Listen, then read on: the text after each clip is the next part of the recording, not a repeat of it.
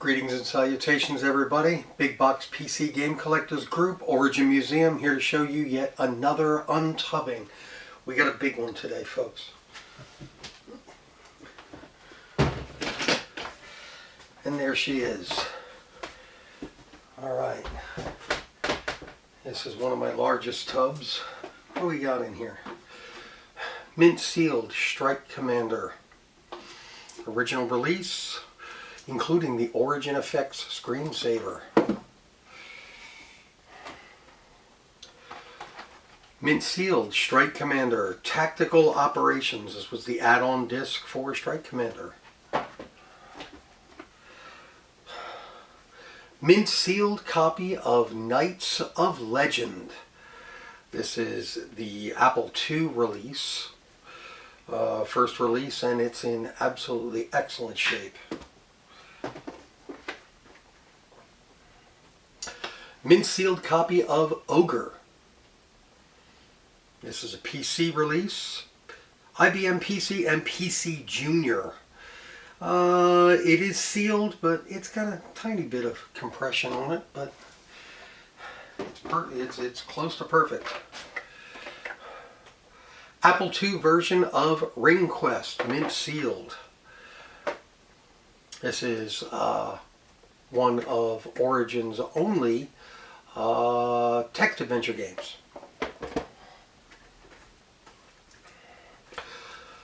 Mint sealed copy of 2400 AD. Shrink wrap is torn. This is for the Apple II. And another game that's in absolutely fine shape. I've noticed that black covered boxes tend to have a whole lot of chafing and pitting along the sides, but I'm especially proud of ones like this because they really do look brand spanking new. This is interesting. This is a lanyard for an exclusive premiere showing of Ultima 9 Ascension from May of 1999. This is what you would get when you went to E3 or CES or something like that. It even has the Origin logo on the band, which is really, really cool.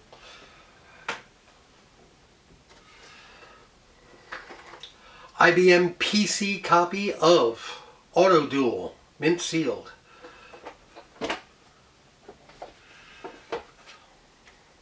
Something weird. This is a release copy, not a full release copy, but a demo copy of Ultima Online Lord Blackthorn's Revenge. This is kind of hard to find, especially when it's sealed. Yeah. Is a mouse pad for Wing Commander 4 with genuine imitation Chris Roberts autograph down in the lower right hand corner.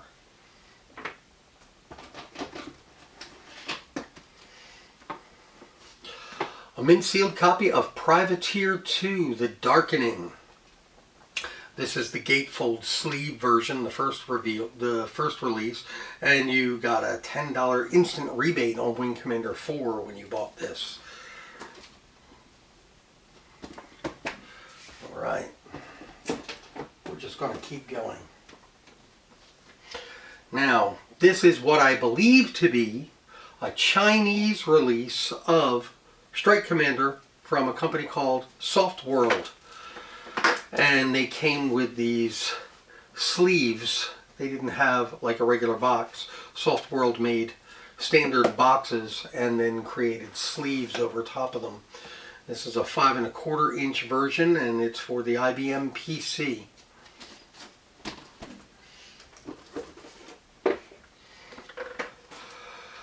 This is a copy of the 1988 version of Times of Lore. It's mint sealed, and it's the Amiga version.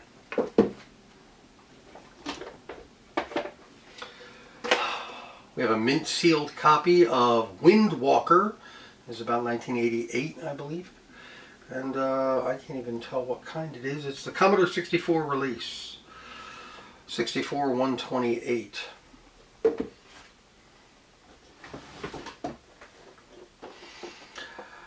This is a copy of Crusader No Regret. 1996 Action Game of the Year, which kind of gives me the indication this might not be an original release. I don't know for sure. And along with that, this is Crusader No Remorse. This is a mint sealed copy, whereas the other one was not. And I love the taglines for these. If you don't have a bad attitude, you don't have a chance. That's killer. These are IBM PC. These are CD-ROM releases. This one says that it was recycled $9.99. So this might not be an original release. This might not be an original shrink. This might be a reshrink.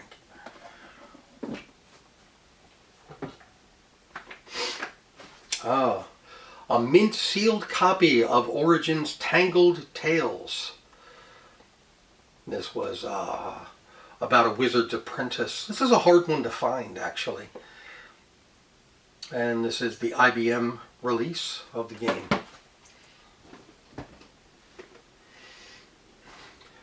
Mint sealed copy of Space Rogue. This is the IBM version. It's an original release. And this is for IBM PC. It's a big box. A copy of the famous BioForge, one of the interactive movie series. They actually used a type of motion capture. This was one of the first motion captures. I think they might have done it with Mortal Kombat before this, but this was definitely early. A sealed copy of the Strike Commander Playtester's Guide. Everything you need to know to be a top mercenary pilot of the 21st century at the tips of your fingers. This should come in handy. Here's something odd. This is a standee. That was a little cardboard stand-up that you would find in a computer store from Japan for an Ultima Online Game Time card. So you would buy those little credit cards, much like you would today for gift cards. But this bought you could get 30 minutes, 90 minutes, or 180 minutes of game time in Ultima Online.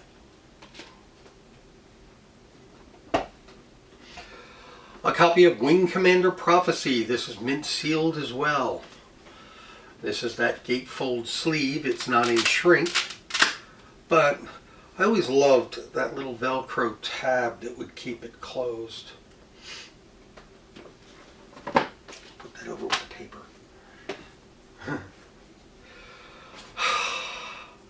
This is a mouse pad for Ultima Online, Lord Blackthorn's Revenge, and it actually was, in all genuineness, autographed by Todd McFarlane, who created a lot of the artwork and characters for Lord Blackthorn's Revenge.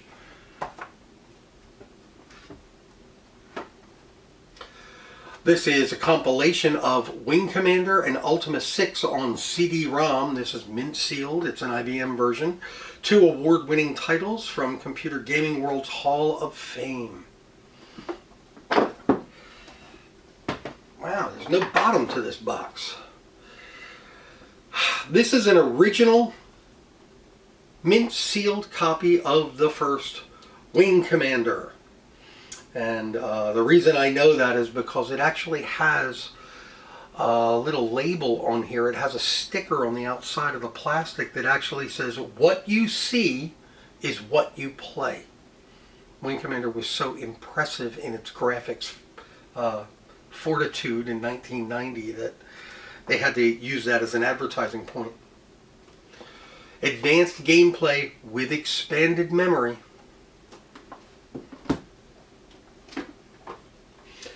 Here is a copy of Super Wing Commander for the Macintosh. It literally was an upgraded version of Wing Commander with, some say a lot better, some say a lot worse, of the character faces that would speak to you during the game.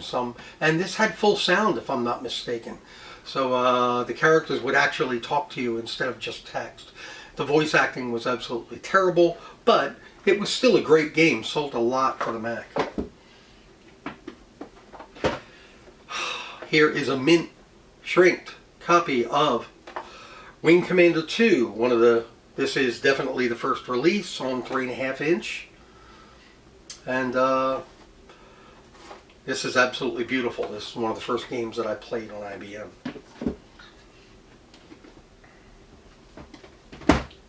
Lots of Wing Commander in here. Here is mint sealed Wing Commander for Sega CD for mature audiences, MA13. That's a little interesting. The Confederation needs a hero, and I think it's you.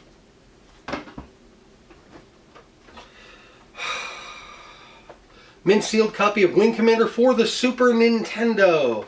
This has a couple very, very slight dents in the box, but I always thought it was funny that I see people's collections for their video games, and the boxes always look like they were run over by a truck, and people are so proud of their collections. If I see something very small like this, I don't know if you can see it, but that's something that will bother me a whole lot.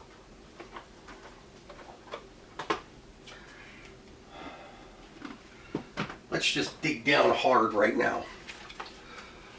This is an open copy of Wing Commander, The Secret Missions add-on disc. Here is a mint sealed copy of Wing Commander Secret Missions 2 Crusade. This is a copy of Wing Commander 2's Special Operations 2. A mint sealed copy of Special Operations 1. These are the add-on discs for Wing Commander 2. And a mint sealed copy of the Wing Commander Speech Pack for CMS Sound Blaster or other 100% compatible sound cards. This even still has the price on it. It was originally $24.99 just to add speech to a game. Still has, like Nigel Tufnell says, still has the old tagger on it. Alright, what's this? This is the Origin Audio CD Volume 2. This is an audio CD. It's the music from a lot of the games, and it's sealed. It's very hard to find. Here is a mint sealed copy of Wing Commander Prophecy. This is very, very special to me. Game Boy Advance came out with a version of Wing Commander Prophecy. And the reason I love this so much is that they didn't do animations. Of course, everybody knows that Wing Commander Prophecy was a full motion video game, but they needed screenshots and they wanted something different. They actually contacted some of the Wing Commander people, and I was friends with a lot of them, and the Wing Commander News folks pointed the company at me and basically said, will you give them some of the pieces in your collection? And I had some old Polaroids that were taken, that were given to me by Origin. Had some old Polaroids of the continuity photos for the video series. So basically, they would just take Polaroid pictures of Mark Hamill in his uniform to make sure that his medals were all in the right place and things like that. I submitted those to the game company, and they actually used them as pieces of the game. So when you interact with the characters and see the text down the bottom, Game Boy Advance was still a little bit crude, you would see work from the Origin Museum. They actually put my name in the game too. This is unusual. This is a copy of Ultima Online Gold. This apparently was sold only in the United States and only at Walmart. I've had other collectors ask me where they can get a copy of this to complete their collections, and I don't know because it didn't sell very well. I just saw it. It was on sale at Walmart, and I bought a copy just for the collection, and it's mint sealed. What else have we got here? Ooh, Let's go through some of this. Oof. This is a sealed copy of PC Gamer from June of 2000. And the reason I have this and kept it mint sealed is because there's an article in it about not only Ultima Online 2, which is on the cover, but they covered the Ultima Online Fan Fest, which is where I actually purchased my Akalabeth. They touch on that in the article, and they talk about price and things like that and what it went for. So I wanted to keep a copy of this as, you know, some kind of provenance for my Akalabeth. This is a copy of a Chinese or Japanese magazine called Play Online, which features Ultima 9 prominently on the cover, which I thought was just fantastic. Let's put these over with the paper. Here's another Japanese magazine for Play Online, which covered Ultima Online 2, which never was released.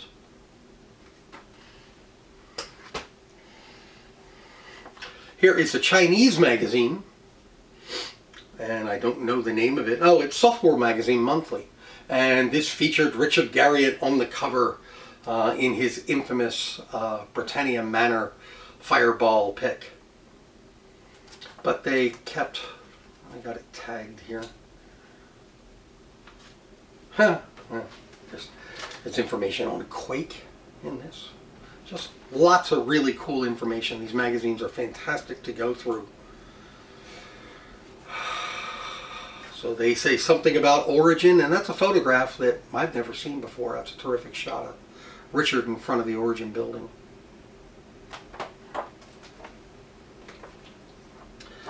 Speaking of the Online Worlds Fan Fest, this is the Online Worlds Fan Fest. This is the program from Austin, Texas in 2002, which basically told you where to go and who you can see and what little sessions you could attend.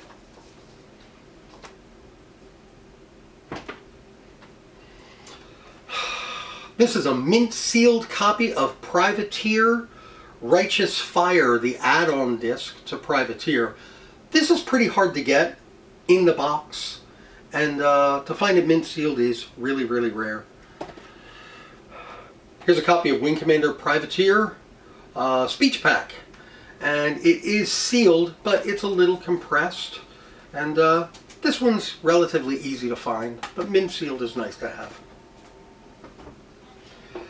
Here's a copy of Ultima Underworld and Wing Commander 2. These are terrific compilation packs.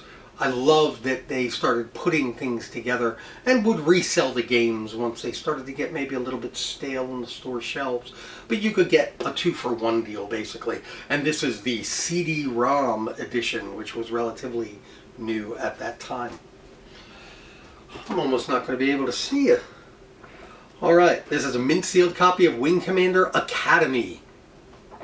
This is a 3.5 version for IBM, and it's in absolutely perfect shape. Looks like it came right off the store shelf. This must be a Wing Commander tub. This is a mint sealed copy of Wing Commander Armada. It is the CD-ROM edition, and what I love about this is that there's this great sticker feature on the side that says play head-to-head by modem or network. I believe it was IPX networking only back then. But this is a wonderful copy of the game, and a game that I had a whole lot of fun with. It doesn't get the credit that it deserves. The infamous Wing Commander Kilrathi Saga.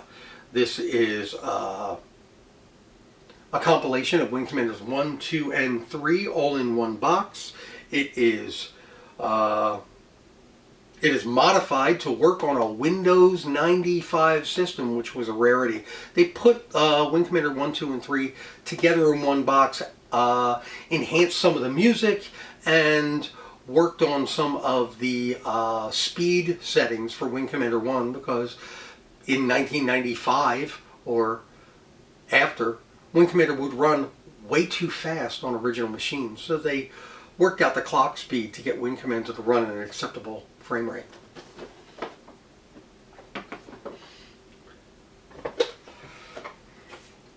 This is interesting too. This was a donation from Electronic Arts. This is a box of slides of photographs that they took of different games and game graphics to be used for advertising. It's hard to see, but we have Bioforge in here. There's a lot of them in here. Here is the logo for Wing Commander, Heart of the Tiger. Lots of Bioforge stuff in here. And there's like 10 or 15 copies of each one of these slides in here, which I just find fascinating. It's a nice little relic to hold on to.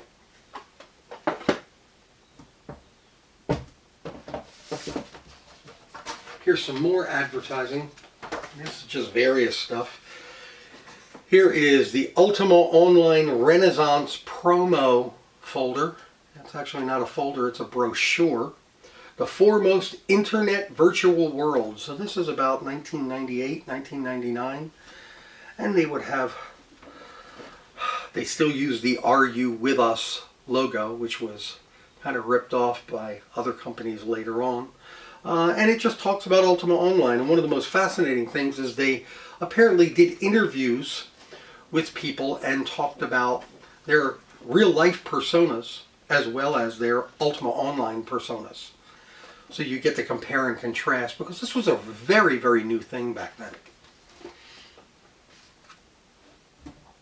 And last but not least, here is a mint-sealed copy of Wing Commander 4, The Price of Freedom. This is the American release, and it's in absolutely pristine shape. Like I said, looks like it just came right out of the company store. Just gorgeous. Well, that's it for today. I hope you can still see me with the pile. Oh, actually, no. There are a couple other things. Hold on. This is an advertisement that I held on to because it just excited me so much. This was an ad that was given out at the Ultima Online Fan Fest. And it literally says, want to create worlds? Visit the HR booth at the Fan Fest. So Origin, EA, was actually hiring in 2002. And it's a whole thing on how to contact Electronic Arts to get a job with Origin. That would have been a dream come true for me.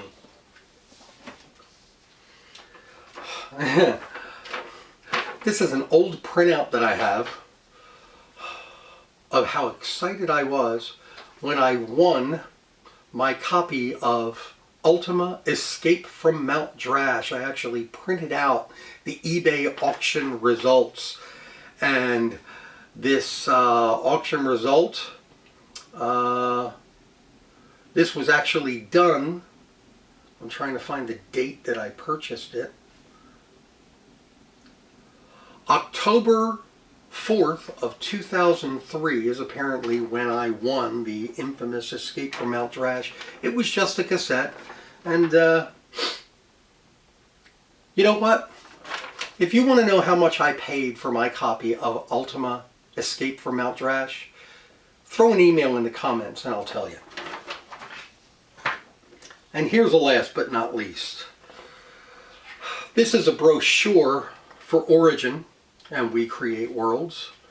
And it basically covers all of the games and all of the executives involved in creating the worlds of Origin. And it gives a little bit of promo, so it basically tells you about the company. Alright, that's it. I hope you liked this episode. Let me know in the comments if you want to see more of this kind of stuff. Till then, see you soon.